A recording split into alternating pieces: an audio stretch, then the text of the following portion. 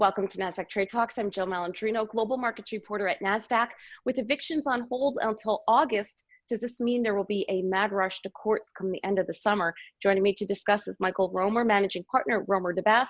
Michael, it's great to have you with us. Welcome to Trade Talks. Thank you, Jill. Thank you for having me. All right, Michael, so many questions here. Can landlords actually evict a tenant, especially in this environment we're in right now?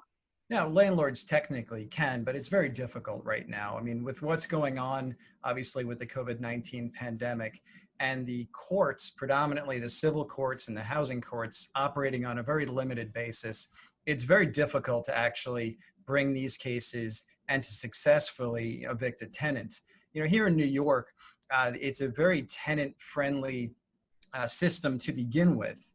And now, especially with the rent regulations that came out late last year, it's actually even more difficult now for a landlord to evict a tenant, because the onus is really on the landlord to now have to mitigate their own damages as part of the recent rent regulations. So in other words, if they have a situation where a tenant is no longer able to pay the rent, and the landlord actually has to make efforts to find a replacement. And the landlord now doesn't have the ability to recoup legal fees. So there's a lot of things that are standing in the way for the landlord to actually successfully evict someone.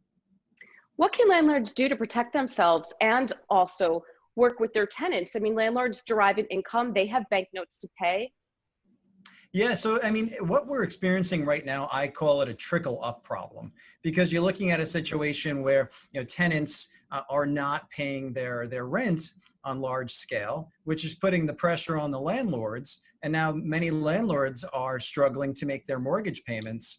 So behind the scenes, what you're having is a lot of discussions with landlords and lenders to restructure debt in a way where landlords can afford to make the payments. Because the one huge risk behind the scenes that isn't getting talked about enough is, well, what happens if those mortgages don't get paid and then the banks now actually have to call on the loan? That would have a massive ripple effect, on the whole commercial real estate market. It's interesting. The National Association of Realtors recently came out with a survey, and the survey said that only 19% of the people that were actually polled, of the commercial property managers, only 19% had buildings where tenants were paying the rent on time. So to answer your question, what can landlords do? Our advice to landlords is to try and be as patient as possible, to work out resolutions with the tenants, to try and be patient, to try and actually give extensions. And then on the other side, they have to work with their banks too, in order to get their banks to be more lenient. But we're really preaching patience as much as possible, because rushing to the civil courts right now, I don't think would be productive. Do you think there'll be a change in contract language?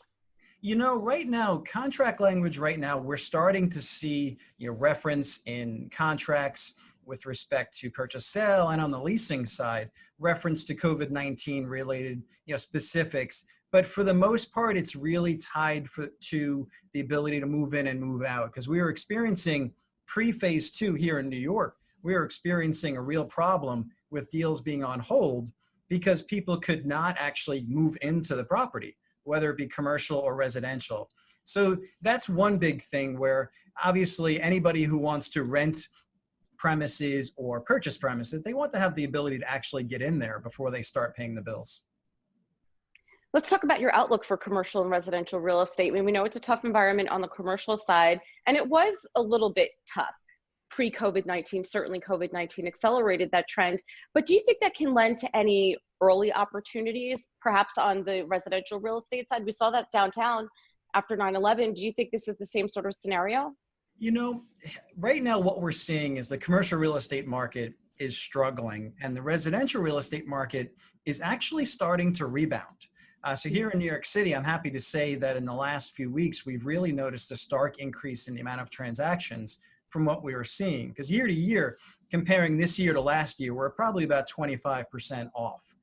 But you're starting to see movement now, which is a positive sign. The suburbs are actually picking up, because you had a number of individuals that were looking to leave the boroughs and buy in the suburbs.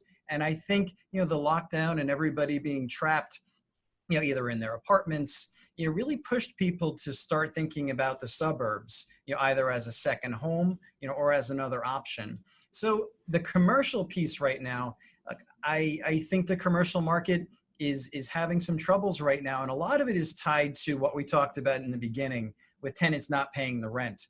Because this trickle up problem that we're talking about, if a tenant is not paying the rent and a landlord is questioning their ability to pay the mortgages, it can only have one impact, and that's really to stagnate pricing on the commercial side.